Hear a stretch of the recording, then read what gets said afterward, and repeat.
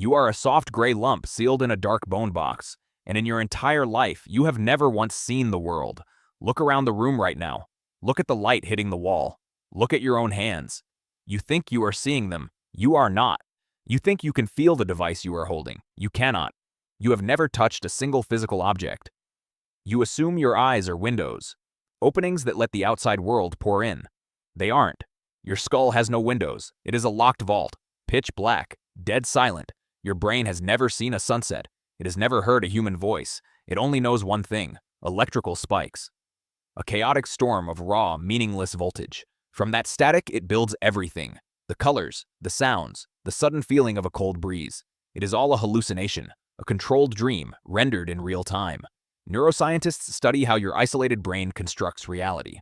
Imagine being locked in a windowless bunker. Wires are shoved under the heavy steel door. They pulse with electricity. Your job is to figure out what is happening outside, using nothing but those sparks. That is your brain. Every single second of your life. When you look at a red apple, the redness doesn't exist in the apple. The fruit just reflects light at a 700 nanometer wavelength. Wavelengths are invisible. They have no color. The redness is painted by you. Inside the bunker, your brain hallucinates the color red just to categorize the data. It hallucinates the sound of a dog barking. Air pressure waves are completely silent. You manufacture the noise. The universe outside your head is dead silent, colorless, odorless. A chaotic soup of shifting matter and energy. You are sleepwalking through a void, projecting a movie onto the emptiness, and you do it so flawlessly you forgot you were the director. But the illusion goes deeper. You aren't just isolated in space, you are isolated in time. Welcome to the 10th of a second ghost. It takes time for signals to travel up your nerves, time for your visual cortex to process the shape, time to stitch the audio and visual together. About 100 milliseconds, a tenth of a second. That doesn't sound like much, until you realize what it means. You have never experienced the present moment. You are permanently trapped in the past. Everything you see has already happened. When someone speaks to you, their lips stopped moving a fraction of a second before you saw them stop. When you clap your hands, the sound and the sight sync up perfectly, but they shouldn't.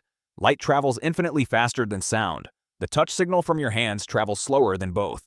Your brain intentionally holds the data back. It waits. It waits for the slowest signal to arrive.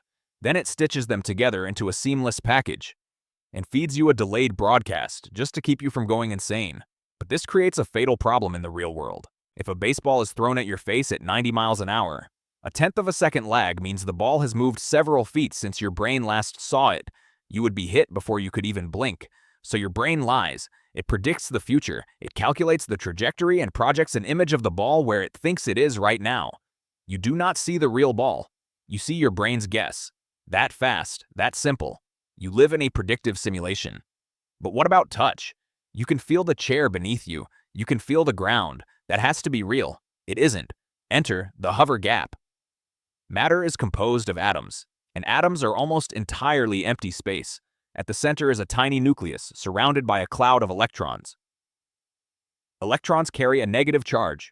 When you press your finger against a table, the electrons in your skin approach the electrons in the wood like charges repel.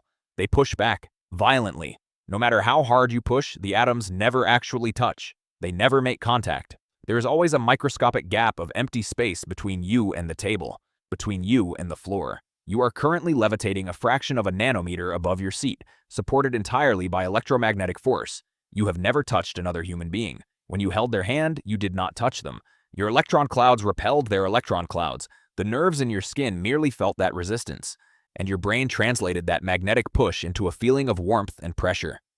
You have spent your entire life hovering, trapped inside an invisible force field, experiencing the physical universe strictly through a proxy. This brings us to the most unsettling part, the blind spot editor. Because your brain is rendering this world from static, it has to take shortcuts. Your eyes are terribly flawed cameras. Where the optic nerve connects to the retina, there are no photoreceptors. You have a massive blind spot in both eyes, two black holes sitting right in the center of your vision, but you don't see them. Why? Because your brain uses Photoshop. It looks at the surrounding wallpaper and simply copy-pastes the pattern over the hole. It completely fakes the missing data, and it does this constantly. When your eyes dart rapidly from left to right, the motion should be a dizzying, unreadable blur, but your brain shuts off the video feed during the movement. It's a phenomenon called saccadic masking.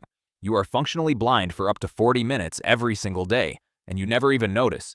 Because your brain backdates the timeline, it fills in the blanks with what you expect to see, which leaves you staring down a terrifying question: if the dream is this convincing, if your brain can smoothly edit out its own massive flaws, what else is it quietly editing out? What is standing in the room with you right now, hidden in the blind spot? What data did the editor decide you simply didn't need to survive? You are entirely at the mercy of the bone box. You trust it implicitly, because you have no other choice. We call this reality, but it's just a consensus, a shared, highly successful hallucination. If your brain altered the frequency of its tuning by just a fraction, the sky would turn green, the table would feel like water, time would stutter and skip like a scratched disc, and you would have absolutely no way to prove it was wrong. But look closer at this. There is a strange, quiet comfort hidden here. You are not a passive observer in a cold universe. You are the creator. The universe outside is silent, colorless, and dark. But inside the bone box, there is light. There is music. There is the warmth of a hand you can never truly touch, but feel all the same. Your brain is sitting in absolute darkness, weaving a masterpiece just for you, every waking second. It builds the sunset. It composes the symphony. It creates a rich, vibrant world where you are never truly alone, even if you have never actually been outside. Probably.